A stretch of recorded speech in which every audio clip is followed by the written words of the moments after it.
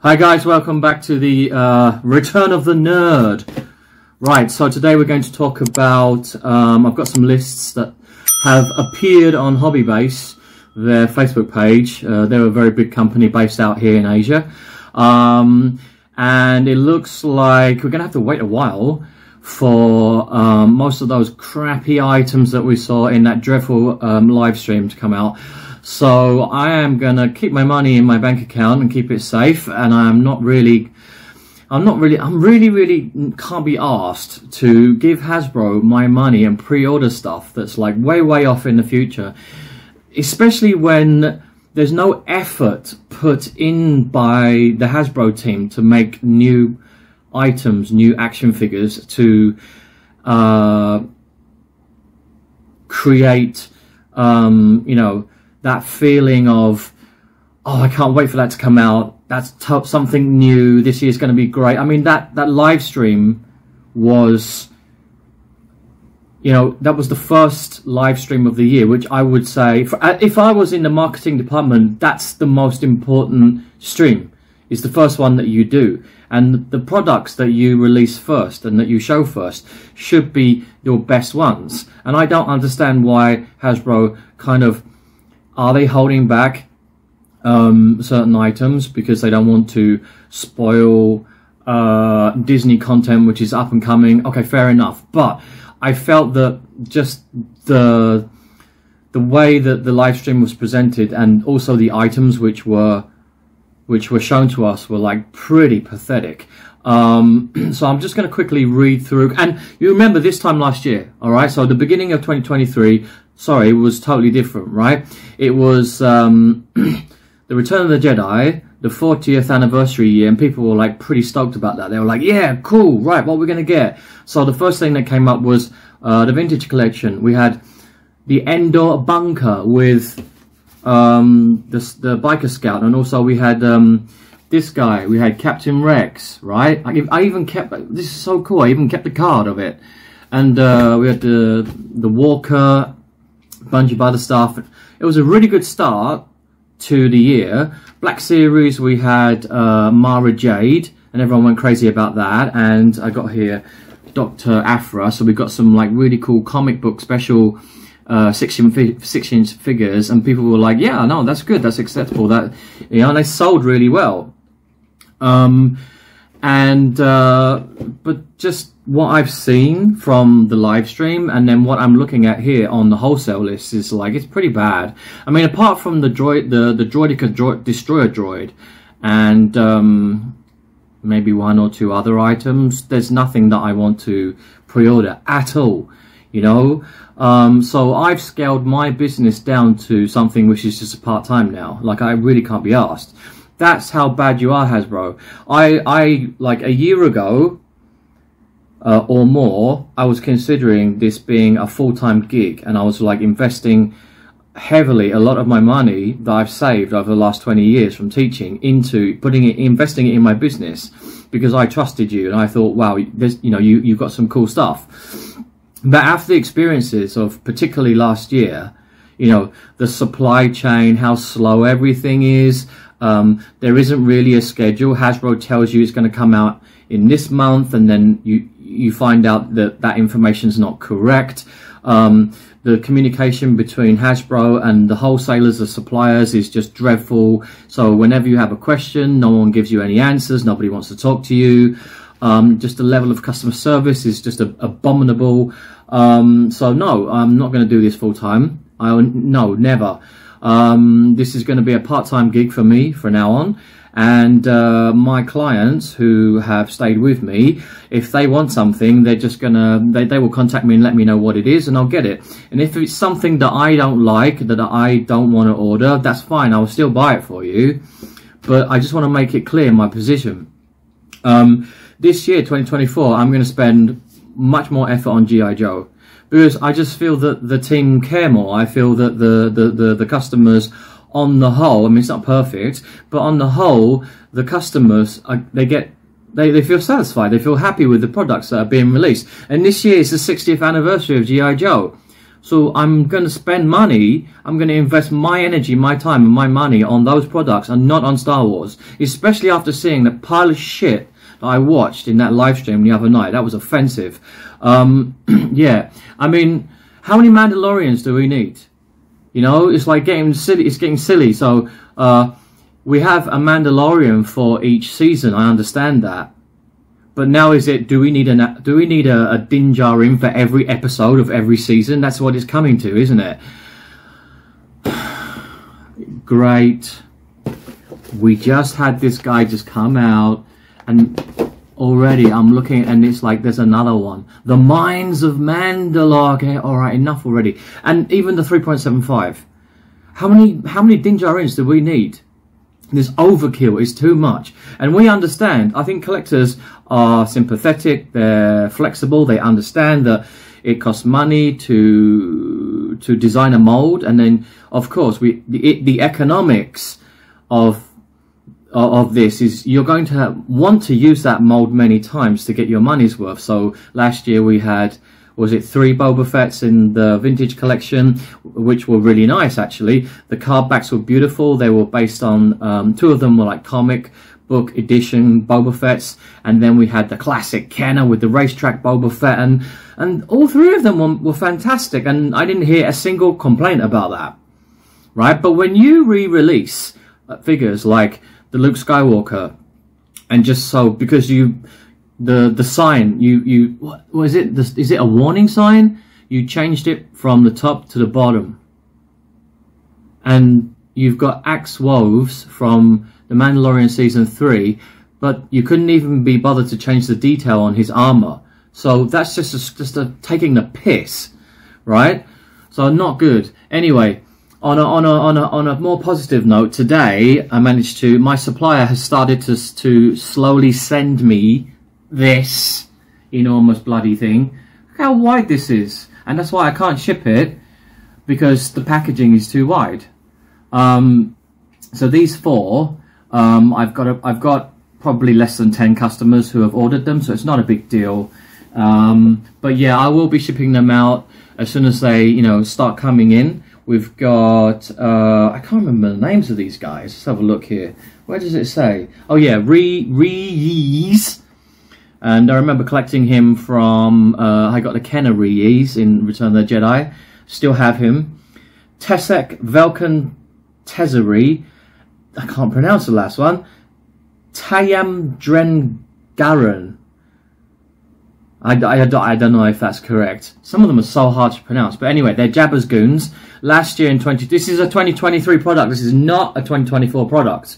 Alright? You're so slow. Last year I think Hasbro did a good job with the creatures that are connected to the palace scene at the beginning of the Return of the Jedi, because we had the 4 in that initial wave with Yak Face, and now we've got these 4 in this pack, and I think that's good. But let's just go through. Okay, Hobby Base, and it says August the 1st, 2024. We'll see the release of the vintage collection. There's an assortment set of 6 figures. 4 of them we have no available images. We only have what we saw on the live stream, which is the Luke X-Wing pilot and the Captain Rex. That's it. Alright, so no, I'm not getting that wave. I refuse to get that wave. The next one is there's a Black Series set of 2. I'm guessing they're both going to be clone troopers. So one of them is what we already saw. It's the Phase 1 6-inch clone trooper. I don't know what the other one is because there's no image available. And that's June the 1st. That's even later in the year. And then underneath we've got the Droideka Destroyer droid Black Series. And that is July 2024. Okay. And then there's one more list, I think. Yes. So also in July of 2024 we have the axe woves, and they've spelt it axe waves. Nice. Hu Yang, axe woves, Grogu, Mandalorian, Fleet Commander. So no, I will not be getting that either. Just because people want you know, the Fleet Commander or Huyang, because they're, I mean, who's going to buy the rest of the wave? Like, I'm not going to spend my money and waste my money on this if they're all going to be repacks and repaints and nobody wants them. Again, if you are a completionist, then that's totally fine, and I won't criticize you, and I'm not going to make fun of you. And if you do still think, you know, there are lots of people that will just buy anything that Hasbro releases, and that's fine, that's up to you, and you can contact me and I will buy them for you. But I'm not going out of my way to pre-order, you know, cases upon cases of them like I did last year and the year before. Absolutely no way. And then underneath we've got Black Series, Darth Vader, and New Hope. We just had the first archive wave of the year 2024, Darth Vader. We just had him in the archive wave with the Stormtrooper, Bo-Katan, and whoever else the other one was.